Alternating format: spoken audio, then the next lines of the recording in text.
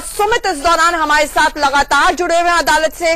सुमित, आपसे ये जानना चाहूंगी, आपके पीछे भी हम देख रहे हैं कि हलचल अचानक से तेज हो गई है। हमें बताएं कि अब क्या अपडेट मिल पा रहा है, कितनी देर में प्रोसिक्यूशन और डिफेंस के वकील बाहर आएंगे और अपडेट देंगे?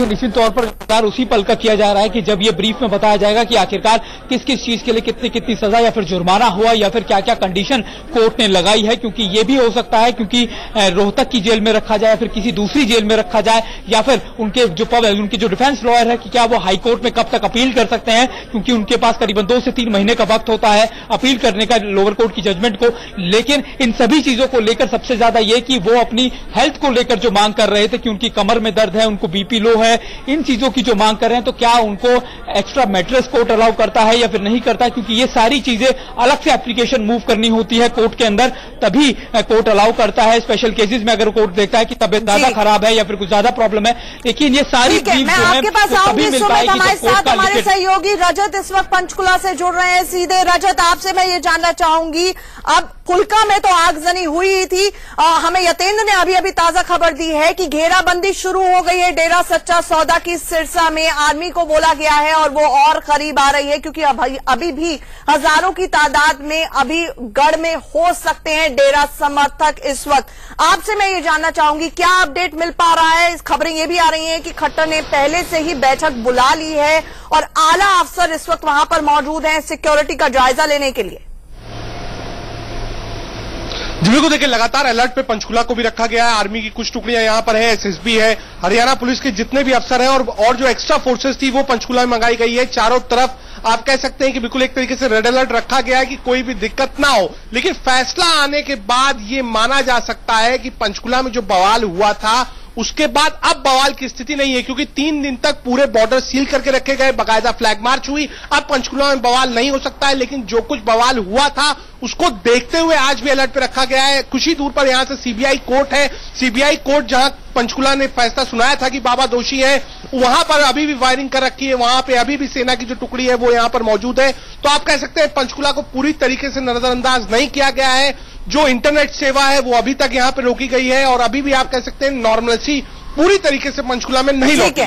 मैं रजत आपके पास आऊंगी। इस दौरान एक बड़ी खबर आ रही है, जेल की रोटी खानी पड़ेगी, जेल का पानी पीना पड़ेगा। अब तो जेल में रहना पड़ेगा राम रहीम को। कैदी नंबर 1997 को कोई भी रियायत नहीं मिलेगी, रिगरस इम्प्रिजनमेंट मिली है। और साथ ही साथ ये भी खबर आ रही है कि जिस तरह से शिकायत की थी कि ब्लड प्रेशर की समस्या है वो भी झूठी निकली, क्योंकि ब्लड प्रेशर चेक किया गया तो नहीं निकला। इस वक्त की बड़ी खबर, गृह सचिव, मुख्य सचिव और डीजीपी बैठक में मौजूद हैं। मनोहर लाल खट्टर ने ये बैठक बुलाई है। राम रहीम पर फैसले के बाद सीएम खट्टर ने ये बैठक बुलाई है हालात का जायजा लेने के लिए। ये हाई लेवल मीटिंग अभी भी चल रही है सीएम दफ्तर में। इस वक्त की बड़ी खबर आ रही है। हमारे साथ हमारे सहयोगी रजत जुड़ रहे हैं लगातार। रजत, इस बाबत भी अपडेट दें हमें। देखिए बिल्कुल हाई लेवल मीटिंग बुलाई गई है, क्योंकि लगातार दिल्ली में नजर बनाए हुए, लगातार होम मिनिस्ट्री भी यहां टच में है। सीएम ने जितने आला अधिकारी हैं सबको बुला लिया है। एक हाई लेवल मीटिंग उन्होंने बुलाई क्योंकि उनको अंदेशा है कि क्या अभी भी सिरसा में लोग मौजूद हैं, क्या हरियाणा के कुछ पार्ट्स में लोग मौजूद हैं जो वायलेंस कर सकते हैं। रोहतक में कड़ी सुरक्षा है, क्या रोहतक जेल में रखने के बाद आने वाले दिनों में, आज तो आर्मी वहां डिप्लॉय है, लेकिन आने वाले दिनों में वहां सुरक्षा कैसी होगी? क्योंकि अगर 2 दिन 3 दिन बाद आर्मी की टुकड़ी यहां से हटाई जाती है तो ये पूरा लोकल एडमिनिस्ट्रेशन का होगा कि जिस जेल में बाबा राम रहीम यानी राम रहीम गुरमीत रहेंगे तो वहां की सुरक्षा कैसी होगी, आने वाले 5 दिनों में कैसे होंगे, डेरों को कैसे खाली कराया जाए, क्या वहां सेना लगाई जाए या लोकल एडमिनिस्ट्रेशन करेगा, क्या उन लोगों की पहचान हो जो डेरा के करीबी है, कैसे इन सबको आगे बढ़ाया जाए, कैसे आज के बाद हरियाणा में कोई वायलेंस ना हो, आर्मी ना रहने के बावजूद। इन सब को लेकर सीएम मनोहर लाल खट्टर ने बैठक बुलाई है और आगे की रणनीति तय हो रही है। आगे की रणनीति तय होगी और आर्मी को, सेना को ऑपरेशनलाइज किया जाएगा नहीं, इस पर मैं अनिल आर्या जी के पास भी आऊंगी। लेकिन गीता हमारे साथ लगातार जुड़ी हुई है। गीता, आपसे अब मैं ये जानना चाहूंगी, ये बात साफ हो चुकी है, आपने कहा कि बहुत बड़ी मुश्किल में है राम रहीम और आगे की अपील और बेल की जो राह है बहुत मुश्किल होने वाली है। ऐसे में अगर इमीडिएटली देखा जाए तो क्या अब होता है? मेडिकल के लिए उनको लेकर जाया जा चुका है, अभी आपको क्या लगता है कि क्या क्या होगा, प्रोसीडिंग्स क्या रहेंगी जेल के अंदर?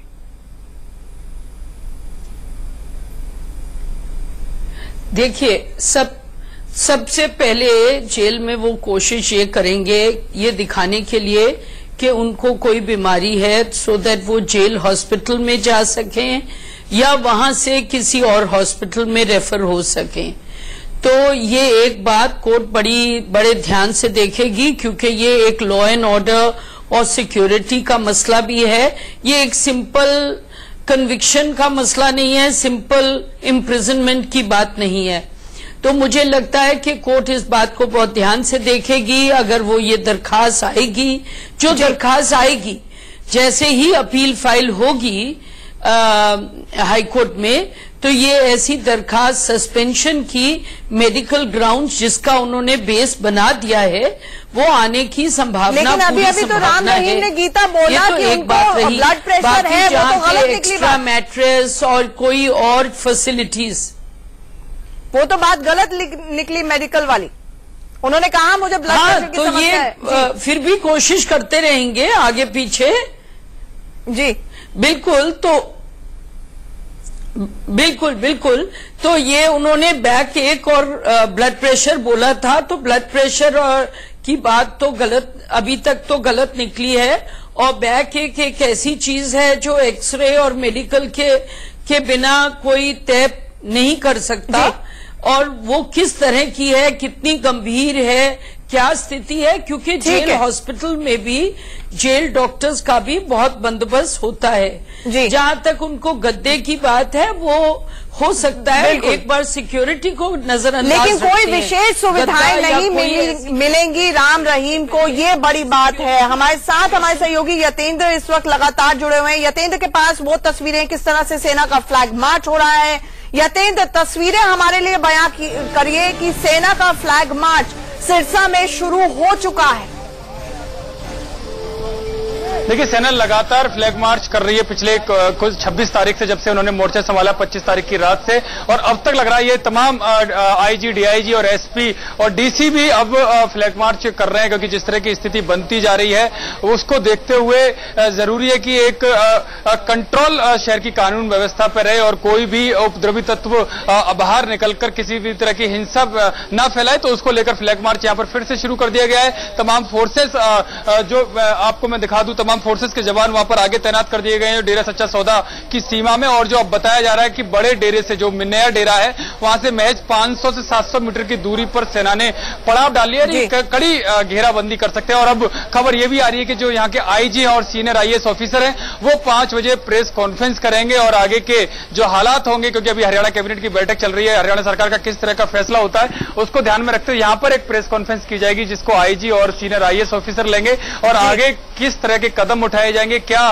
प्लानिंग रहेगी, उस बारे में वो मीडिया से मुखातिब होंगे और अपने अगले कदम बताएंगे। बिल्कुल, हम तस्वीरों में देख सकते हैं फ्लैग मार्च शुरू हो गया है सिरसा में इस वक्त। मैं अनिल आर्य जी, माफ कीजिएगा, आपके पास भी आऊंगी, लेकिन गीता ये जानना चाहूंगी, ये खबर पहले से ही आनी शुरू हो गई है कि हाईकोर्ट का दरवाजा राम रहीम खटकाएगा। ऐसे में कितनी जल्दी ये ऑर्डर आएगा, उसके बाद कितना वक्त लगता है? अमूमन ऐसे केसेस में पंजाब और हरियाणा हाईकोर्ट में ही चुनौती इस पूरे के पूरे मामले में देनी होगी राम रहीम को।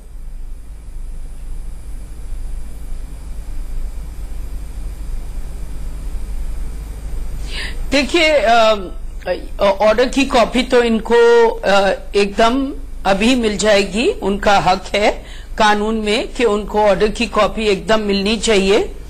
और ऑर्डर की कॉपी मिलते ही मुझे लगता है कि उनके वकीलों ने एक ड्राफ्ट अपील तो तैयार की होगी। अपील का उनका राइट है, स्टैट्यूटरी राइट है अपील का। तो अपील की सुनवाई मुझे लगता है कि 2-3 दिन में लग जाएगी। अपील तो कोर्ट पे ही निर्भर है कि वो अपील को नॉर्मल कोर्स में सुनेंगे, अपील को एडमिट करके 3 साल लगाएंगे सुनने में या ज्यादा, या एकदम जल्दी एक्सपीडाइट कर देंगे। हो भी सकता है, क्योंकि इतनी पुराना किस्सा है, 2002 का किस्सा है, हो भी सकता है कि कोर्ट इसको आउट ऑफ टर्न ले ले, security reasons, law and order के रीजंस, डिले और टाइम टेकन के रीजंस की वजह से आउट ऑफ टर्न भी ले सकते हैं। लेकिन गीता, एक भी दिन अभी तक जेल में नहीं काटा है राम रहीम ने, एक भी दिन अभी तक जेल में नहीं काटा है राम रहीम ने। इस वक्त पे मंजूर होगी, अभी नहीं, तो आमतौर पे सस्पेंशन इस टाइम में कंसिडर नहीं होती। सस्पेंशन कंसिडर होने में काफी वक्त लगता है। अपील अलग बात है और बेल अलग है। जी बिल्कुल, की बात अलग है। ठीक है, तो सेंटेंस लगने में काफी अभी बहुत लंबी राह लगेगी। अपील फाइल होगी और साथ ही साथ जमानत के लिए भी साथ के साथ कोशिशें होगी राम रहीम की तरफ से। जी बिल्कुल। गीता, चाहेंगे थोड़ी देर अगर आप जुड़ सके हमारे साथ जुड़ी रहें। लेकिन अनिल आर्या जी, माफ कीजिएगा, आपको बहुत देर से जोड़ रही हूं, लेकिन हरियाणा सरकार का कंसिस्टेंट स्टैंड रहा अभी तक कि उन्होंने वहां पर रखा, डिप्लॉयड थी सेना, उनसे फ्लैग मार्च कराया गया लेकिन ऑपरेशनाइज नहीं किया गया। लेकिन अभी इस वक्त हाई लेवल मीटिंग चल रही है। एक संकट की स्थिति ये है, क्योंकि आप वहां के पत्रकार हैं, आपका बहुत एक्सपीरियंस है, कि डेरा के अंदर अभी तक की आईबी इनपुट्स हैं कि 20,000 से ज्यादा लोग अंदर हो सकते हैं। एक प्राइवेट आर्मी चलाने का भी आरोप लगता रहा था राम रहीम पर। ऐसे में हमें बताएं कि क्या अब आपको लगता है इन हालातों में खट्टर सरकार थोड़ी सी भी देरी करेगी सेना को ऑपरेशनाइज करने में अगर हालात बेकाबू हुए तो? देखिए, मुझे ऐसा लगता नहीं कि अगर जरा भी ऐसा लगा कि स्थिति बेकाबू हो सकती है या होने जा रही है तो खट्टर सरकार अब कोई चुप करेगी। मुझे लगता है कि डेरा के अंदर जितने लोग हैं, आप एक चीज और देखिए कि 300 हथियार, लाइसेंस हथियार डेरा के पास है और उससे अधिक हथियार उनके पास हो सकते हैं। जो पीछे तलाशी की गई है वहां पर भी काफी बड़ी संख्या में हथियार मिले हैं। तो मैं ये मान के चलता हूं कि अगर जरा भी रिएक्ट करने की कोशिश डेरा के अंदर से की गई तो सरकार तुरंत आदेश देगी और इस पूरे प्रकरण को, पूरी हिंसा जो संभावित हो सकती है, उसको रोकने की कोशिश करेगी। आप ये देखिए कि पहले ही सरकार इस आलोचना से घिरी हुई है कि उसने कार्रवाई करने में देरी की। जो वहां 144 के बावजूद लोगों को इकट्ठा होने दिया या 800 कारों के काफिले के साथ बाबा राम रहीम को आने दिया, तो अब ऐसा कोई चूक, ऐसी कोई ढील सरकार बरतेगी, मैं इस बात को स्वीकार करने को तैयार नहीं हूँ। दूसरी बात, मैं एक बात और कहना चाहूंगा आंचल यहाँ पर, कि जो सजा मिली है, मेरा व्यक्तिगत तौर पर यह मानना है कि ऐसे बाबा, ऐसे ढोंगी संत जो आम आदमी को, भोले भाले लोगों को छलते हैं, उनके विश्वास को छलते हैं, उनको धोखा देते हैं, इस देश को धोखा देते हैं, ऐसे लोगों को जितनी अधिक से अधिक सजा हो वो दी जानी चाहिए। वो जो सजा दी गई है वो दोनों एक साथ ना चले, अलग अलग चले तो और बेटर है। सबक तभी मिलेगा इनके भक्तों को भी और बाकी जो संत महात्मा ढोंगी जो बहुत वैलिड पॉइंट, उन लोगों को भी। और सरकार को ये भी चाहिए कि तमाम डेरों और संतों को, जितने लोग ऐसे दिखाई देते हैं संशय जहां पर भी है, उनकी जांच हो, पूरी जांच हो। और मैं सीधा रजत के पास, हमारे सहयोगी के पास जाना चाहूंगी, वो अपडेट कुछ देना चाहते हैं। रजत, ओवर टू यू। देखिए, पंचकुला में हूं इस समय। पीछे आप देख सकते हैं जो आर्मी का फ्लैग मार्च है वो स्टार्ट हो गया है। ये देख सकते हैं आप, लाल झंडे में गाड़ियां हैं, बाकायदा मिलिट्री की जो जिप्सी है वो जा रही है, उसके पीछे स्क्वाडिंग जिप्सी है। और पीछे आप देख सकते हैं जो पंचकुला शहर है उसमें भी फ्लैग मार्च स्टार्ट हो गया है। लाइन से आप तक देख सकते हैं आर्मी की बाकायदा पोजीशन आर्मी ने ले रखी है। यहाँ पर बाकायदा वायरलेस के साथ लोग चल रहे हैं और ये टुकड़ी जो है आर्मी की वो मैं आपको दिखाना चाहूंगा। लगातार जो ट्रकें हैं वो आ रही है, यानी पंचकुला को भी एक मैसेज दिया जा रहा है कि पंचकुला को भी सेफ रखना है। ऐसा नहीं है कि पंचकुला को बिल्कुल अलग कर दिया गया हो। ये लाइन से आप गाड़ियां देख रहे हैं, ये रेड फ्लैग मार्च शुरू हो चुका है आर्मी का और बाकायदा कमांडोज हैं बुलडोज करने के लिए, बाकायदा सब लोग जो है वो पोजीशन लिए हुए हैं। तो आप कह सकते हैं कि पंचकुला में भी साफ तौर पर रेड अलर्ट पे रखा गया है। यहां पहले बहुत ज्यादा वायलेंस हो चुका था, इसीलिए फ्लैग मार्च कर रही है, जिसमें एक संदेश चला जाए अगर डेरा का कोई भी समर्थक है तो आर्मी यहां मौजूद है।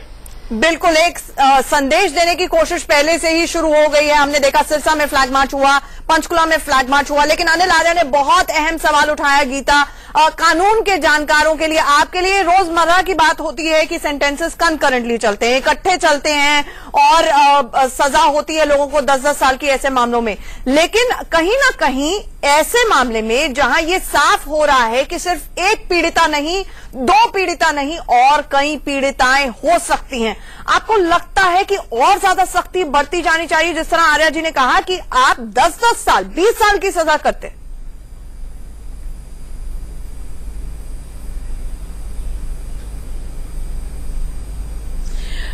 देखिए, ये हो सकता है पर ये बहुत ही अनकॉमन है। जब ऐसे पनिशमेंट्स दी जाती हैं तो आमतौर पे कोर्ट इनको कंकरेंट करती है। तो ये एक नियम चला आ रहा है। इसकी मतलब ये नहीं कि ये कभी नहीं होता कि कोर्ट कहती है कि बाद में चले, कंकरेंट नहीं हो, कंसेक्यूटिव हो, अलग अलग से हो, पर आमतौर पे कोर्ट उनको कंकरेंट करती है ना। जहां तक सवाल रहा कि ये बहुत ही एक बहुत ग्रूसम, बहुत क्रूअल, बहुत ही एक क्या कहें रेप्रिहेंसिबल काम हुआ है। इसके बारे में तो सब लोग अग्री भी करेंगे। तुम किसी को अपनी शरण में लेते हो, किसी के साथ घात करते हो, तो ये और भी गंभीर बात हो जाती है। और रेप लॉ में ये रिकॉग्नाइज्ड है कि अगर आप कस्टोडियल रेप करो तो वो और गंभीर होता है। जैसे एक डॉक्टर अपने पेशेंट का करे, जैसे कोई ट्रस्टी हो जिसमें एक साधु संत हो, उसकी शरण में कोई आया हो और उसके साथ कोई ट्रस्ट का आप उल्लंघन करें, तो ये सब और भी सीरियस ऑफेंसेस हैं। और कानून इस बात को देखता है और पहचानता है, और ये हमारे कानून में 376 में रेड इन है।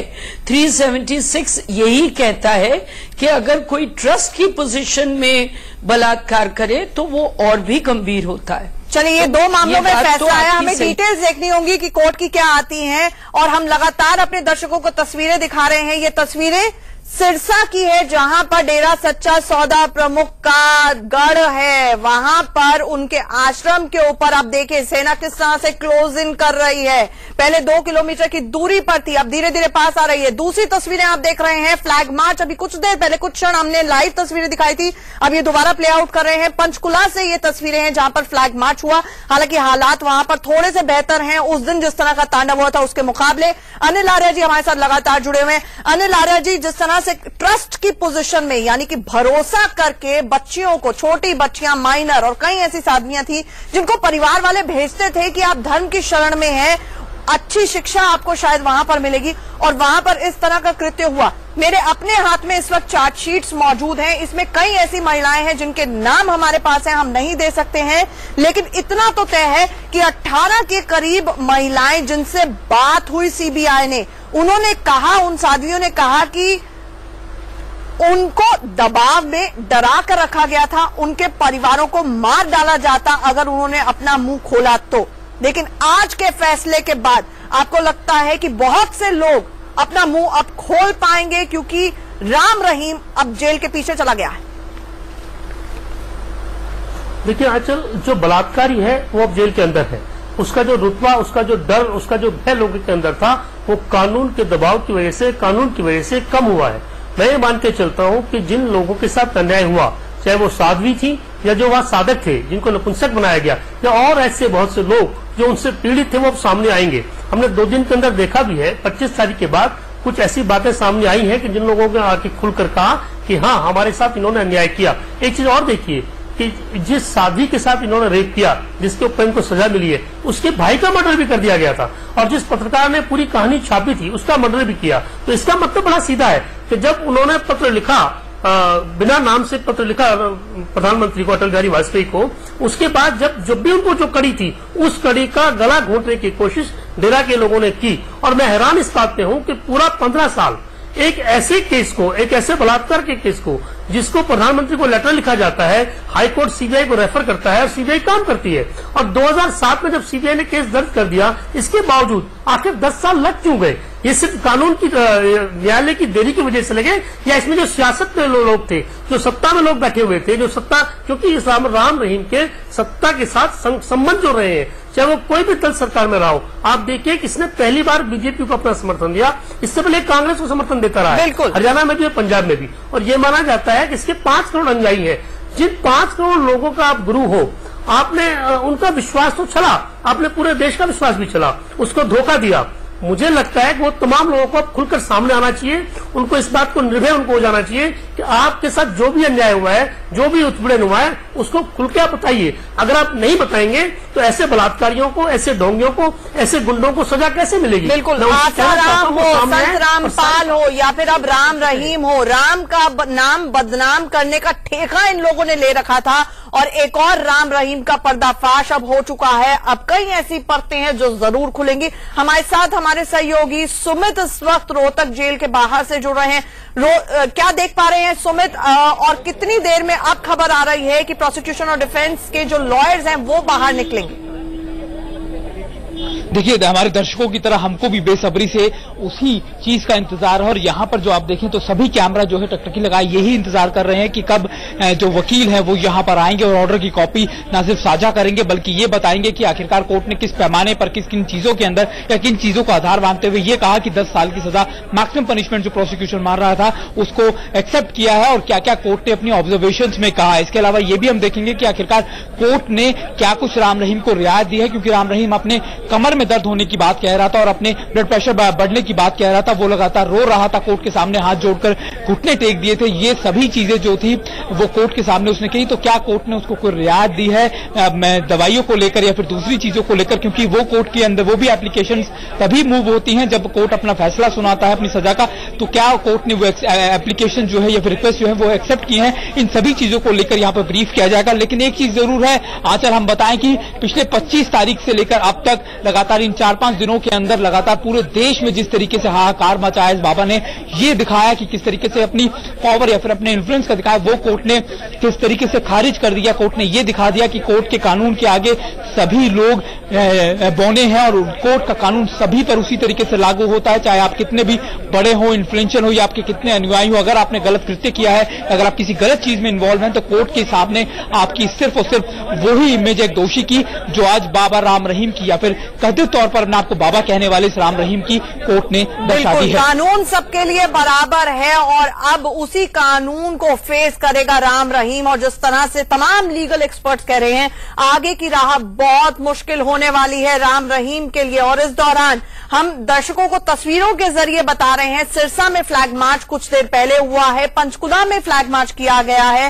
हालात का जायजा लेने के लिए खट्टर सरकार एक हाई लेवल मीटिंग कर रही है जिसमें राज्य के आला पुलिस अधिकारी मौजूद है। ग्राउंड रिपोर्ट हमारे तक लगातार हमारे सहयोगी रजत, राकेश टंडन, यतेंद्र और साथ ही साथ हमारे साथ सुमित और विपिन परमार लगातार जुड़ रहे हैं, पहुंचा रहे हैं। अनिल आर्या जी भी हमारे साथ लगातार जुड़े हुए हैं। आपको एक बात फिर से हम बता दें कि 10 साल की सजा हो गई है राम रहीम को, लेकिन इस दौरान मैसेंजर ऑफ गॉड खुद को कहता था राम रहीम, खुद को कहता था कि वो इंसान है लेकिन भगवान जैसा एक्ट करता था। पिताजी कहते थे उनको 5 करोड़ अनुयायी होने का दावा करता था, लेकिन आज अदालत के सामने हाथ जोड़कर जमीन पर बैठ गया और बोला अदालत छोड़कर नहीं जाऊंगा, बोला मेरी तबीयत खराब हो जाएगी, बोला मेरी तबीयत पहले से ही खराब है, मुझे कृपया करके रियायत दे दीजिए। रो पड़ा अदालत के सामने, लेकिन एक नहीं चली।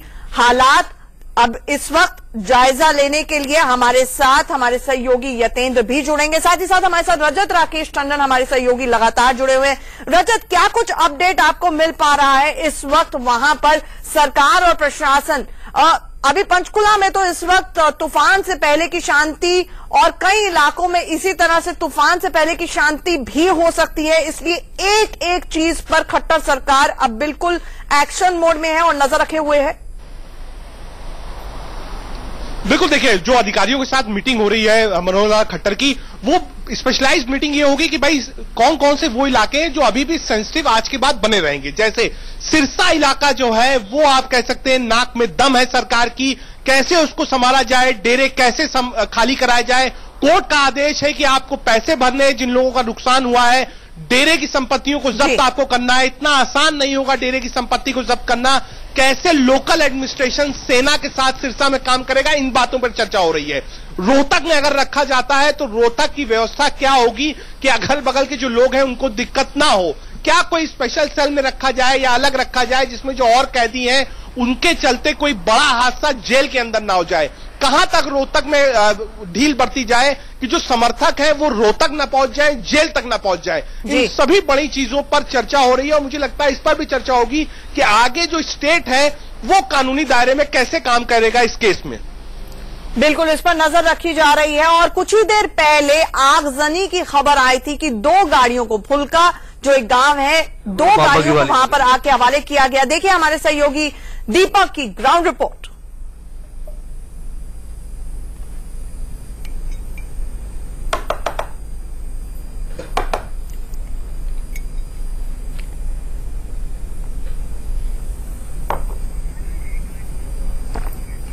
एक तरफ रोहतक में राम रहीम को 10 साल की सजा सुनाई गई, उसके तुरंत बाद कोटली गांव में एक गाड़ी में आगजनी का मामला सामने आया, लेकिन ये आगजनी का मामला कहीं ना कहीं पूरी तरीके से संदिग्ध नजर आया। आखिर क्या इस कारण रहा इस आगजनी के, ये सीधे तौर से यहाँ पर स्पष्ट नहीं हो सका। हमारे साथ में अगर हम बात करें, यहाँ पर स्थानीय लोग भी हैं, उन्हीं से जानने का प्रयास करेंगे।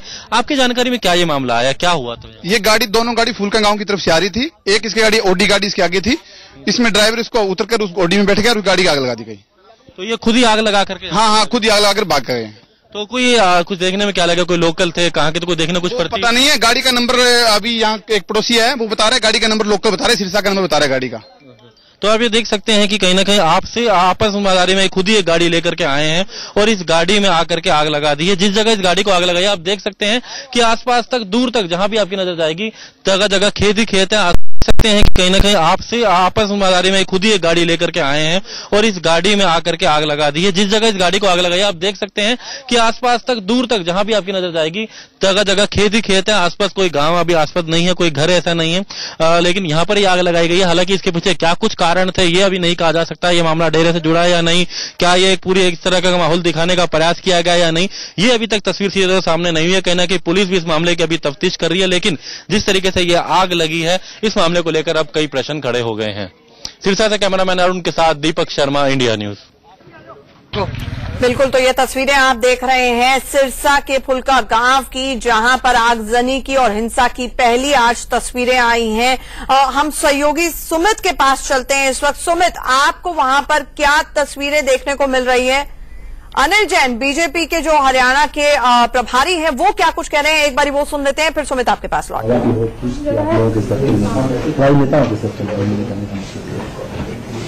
नहीं, ऐसा कुछ नहीं है, क्योंकि ऐसे लोग जिनके 4-5 करोड़ फॉलोअर होते हैं, उनमें से कुछ राजनेता भी होंगे, लेकिन इसको जनरलाइज नहीं किया जा सकता। सर, आखिरी सवाल, पिछली बार काफी हिंसा हुई थी जब उनको कन्विक्ट किया गया था। आज स्थिति आप लोगों ने कंट्रोल रखा है पूरा, खट्टर सरकार, आप वहाँ के इंचार्ज हैं, खट्टर सरकार, क्या उम्मीद है आज कोई हिंसा नहीं होगी? देखिए, मैं कह रहा हूं कि उस दिन भी प्रशासन ने जितना संभव था उतना इसको कंटेन कर लिया कम समय में, और कम से कम क्षति के साथ इसको काबू में ले लिया, और उसके कोर्ट में आने तक कोई हिंसा नहीं होने दी। ये प्रशासन ने मुस्तैदी से, चुस्ती से काम किया, और आज भी ऐसा ही होगा। चुस्ती से प्रशासन ने काम किया, ये दावा किया अनिल जैन ने, और ये भी कह दिया कि आज भी ऐसा ही होगा। हम बस यही दुआ करेंगे कि आज कम से कम उस तरह से, जिस तरह से हिंसा हुई 25 तारीख को, तांडव किया, उत्पात किया उग्र राम रहीम के समर्थकों ने, आज वैसे हालात ना हो, बल्कि अदालत के अंदर और इस देश की कानून व्यवस्था के अंदर हर कोई भरोसा रखे और कानून को काम करने दे। यही गुजारिश, एक बार अपील हम दर्शकों से भी करना चाहेंगे। यतेंद्र हमारे साथ इस वक्त सीधे सिरसा से जुड़ रहे हैं। यतेंद्र, आपने कुछ देर पहले खबर दी थी कि आर्मी जो थी वो सिरसा के आश्रम में पास करीब जाना शुरू हो गई थी। आप तस्वीरें वहां पर बयां करें और हमें दिखाएं इस वक्त क्या हालात है।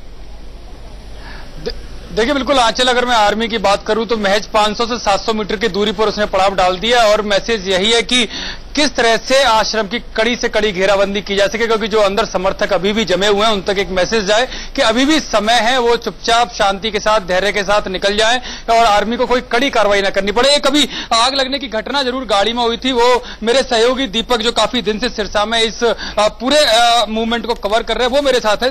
दीपक, अभी आप उस जगह पर होकर आए हैं जहां पर आग लगी, क्या कारण बताया और किसने आग लगाई, कुछ पता चला? जी बिल्कुल, जो कि प्रत्यदर्शियों का कहना है, गांव के सरपंच भी क्योंकि उधर मौजूद थे, उनका कहना है कि एक लक्सिस गाड़ी, जो कि लग्जरी गाड़ी, जेट ब्लैक गाड़ी, वो गाड़ी आई, उसके साथ आगे एक ओडी गाड़ी और आ रही है। इस लेक्सिस गाड़ी को एक सुनसान इलाके में, खेतों के बीच सड़क में रोका जाता है, उसमें ड्राइवर निकलता है, गाड़ी का पेट्रोल का टैंक खोलता है, उसमें आग लगाता है और ओडी गाड़ी में बैठ करके चला जाता है। ड्राइवर खुद ही आग लगाता है अपनी गाड़ी में? जो वहां के प्रत्यक्षदर्शियों का कहना है, जो सरपंच का कहना है, ये पूरे उनका कहना है कि खुद ड्राइवर उतरा था और उसने आग लगा करके ओडी में जाकर के बैठा और ओडी तेज भगा करके यहाँ से ले गए। लोगों ने, जो आप बता रहे जेट ब्लैक की, जो जेट वाली गाड़ी बता रहे हैं आप, वो बाबा राम रहीम के भी काफिले में होती है, क्या माना जाए कि ये उन्हीं की गाड़ी है? जी बिल्कुल, स्थानीय निवासियों का भी ये कहना है कि जो गाड़ी थी देखने में ऐसा जैसे बाबा के काफिले की गाड़ी हो। लक्ष्य गाड़ी ये भी कोई दो राय नहीं कि बाबा के काफिले में जो चलती है लक्ष्य गाड़ियां चलती है, जेट ब्लैक गाड़ी होती है, इसी तरीके की गाड़ी चलती है। और कहीं ना कहीं ये उम्मीद जताई जा रही है कि हो सकता है शायद ये या तो वो गाड़ी हो या फिर जिस दौरान फैसला आ रहा है रोहतक में, उस दौरान उपद्रव और मचे, एक संदेश दूसरी जगह जाए। तो यही है दीपक की सोची समझी रणनीति की हिंसा फैले। बाबा डेरा सच्चा सौदा समर्थक जो है या प्रबंधक कमेटी के लोग हैं वो अपनी गाड़ी बेचते हैं, उसमें आग लगाते हैं और एक मैसेज देने की कोशिश यहाँ पर की जा रही है, सोची समझी कि हिंसा फैल जाए। इस घटनाक्रम को देखकर प्रशासन को भी पूरी तरीके जिस तरह से घटनाक्रम में स्थानीय निवासियों के बयान है उसको लेकर प्रशासन भी यही आशंका लगा रहा है कि कहीं ना कहीं या तो ये उपद्रव मचाने के लिए एक संदेश देने का प्रयास था या फिर किसी और तरीके से कोई सबूत को मिटाने का प्रयास था। ये तमाम बातें थी, लेकिन क्योंकि लक्सेस गाड़ी एक महंगी गाड़ी, लग्जरी गाड़ी को जलाना, खुद ड्राइवर के द्वारा जलाना और जलाने के साथ दूसरी ओडी गाड़ी में बैठकर जाना, ये कहीं ना कहीं कोई साजिश तो थी, लेकिन इस साजिश का डेरे से जुड़ी थी या नहीं। हालांकि स्थानीय निवासियों का कहना है कि गाड़ी उसी तरीके की थी जैसी बाबा के काफिले में चलती है, ब्लैक कलर की लग्जरीज की गाड़ी है जो चलती है, जेट ब्लैक गाड़ी उसी तरीके की थी। उम्मीद भी ये जता जाए तो कहीं ना कहीं इसमें कोई ना कोई आशंका जरूर है, कोई ना कोई साजिश जरूर है। मतलब देख सकते सुन सकते हैं कि दीपक बता रहे प्रत्यक्षदर्शियों का यह कहना है कि ड्राइवर खुद गाड़ी में आग लगाकर गया है और गाड़ी भी उसी तरह की जिस तरह से बाबा के काफिले में यूज की जाती है। यानी कि साफ तौर पर मैसेज या आशंका वही है कि आश्रम की तरफ से जो डेरा सच्चा सौदा की प्रबंधक कमेटी है उनकी तरफ से हिंसा फैलाने की कोशिश की जा रही है। शांति की अपील है, वो एक दिखावा हो सकती है। हालांकि सच्चाई क्या है वो जब जांच होगी आधिकारिक तौर पर तब सामने निकल कर आएगी। जी अनिल आर्या जी, ये तो बिल्कुल ही दिलचस्प बात हो गई कि अपनी गाड़ी में खुद ही आग लगा दी राम रहीम के ड्राइवर ने या समर्थक ने। एक तरफ आप शांति की अपीलें कर रहे हैं जो सिर्फ दिखावे की कोशिश है और दूसरी तरफ इस तरह की हरकत का करना, इसको क्या माना जाए? कोड है कि आप भी ऐसी हिंसा करिए या ये माना जाए कि अब आज लोग संभले हुए हैं, बहुत से लोगों को फ्लश आउट कर दिया गया है और कोई बचा नहीं है, इसलिए अपना ही कोई ड्राइवर जाके अपनी गाड़ी को आग लगा रहा है? देखिए, आजकल एक बहुत पुरानी कहावत है कि जब गिदड़ की मौत आती है वो शहर की तरफ भागता है। मुझे लगता है कि डेरा के लोग अब इसी युक्ति को चरितार्थ कर रहे हैं। जब सब कुछ आपको पता है कि आपके बाबा अंदर चले गए, उनको सजा हो चुकी है, अब फिर आप ये हरकतें करने की कोशिश कर रहे हैं, खुद ही गाड़ी को आग लगा रहे हैं, हिंसा फैलाने की कोशिश कर रहे हैं। और आप ये बात अच्छी तरह से जानते हैं कि अगर आपने कोई भी हिंसा करी या कोई भी ऐसी हरकत करने की कोशिश की तो आपके ऊपर क्या एक्शन हो सकता है। आर्मी आपके सामने खड़ी हुई है, पुलिस सख्त है, सरकार सख्त है, सब कुछ इस वक्त आपके पीछे लगा हुआ है। इसके बावजूद आप ये बेवकूफी कर रहे हैं, इसका मतलब आप अपनी मौत का सामान खुद तैयार कर रहे हैं। आप क्यों उन भोले भाले लोगों को जो इतने बड़ी संख्या में फॉलोअर थे उनको क्यों आप हिंसा की आग में धकेल रहे हैं? जो 38 लोग मारे गए हैं, 38 मासूम मारे गए हैं, वो लोग भी इनके भक्ति थे और वो सीधे साधे भक्त थे, वो कोई क्रिमिनल नहीं थे। और इनकी बेवकूफी की वजह से, इन लोगों की भड़काने की वजह से उन लोगों की मौत हुई। ये और मौत ना हो, इनको समझना होगा। ये जो अपील कर रहे हैं, बाबा ने 24 को जो अपील की, 24 तारीख को, वो 4 दिन पहले अपील कर सकता था। या आज जो इनकी जो महिला परिवर्तन आकर अपील की, हिंसा आप मत किए, शांति बना रखिए, इसका मतलब जैसे आपके बाबा ढोंगी हैं ऐसे आपकी अपील भी ढोंगी है। इन लोगों को समझना चाहिए कि आप ये हरकतें ना करें, इन हरकतों से आपका और नुकसान होगा और बल्कि आपके बाबा तो अंदर चलेंगे। 40 से ज्यादा लोगों की जान गई है तो उसमें भी कॉन्स्पिरेसी, षड्यंत्र का चार्ज लगेगा कि आखिरकार उनकी जान अगर आपकी सोची समझी रणनीति की वजह से गई तो इसका जिम्मेदार कौन होगा? आप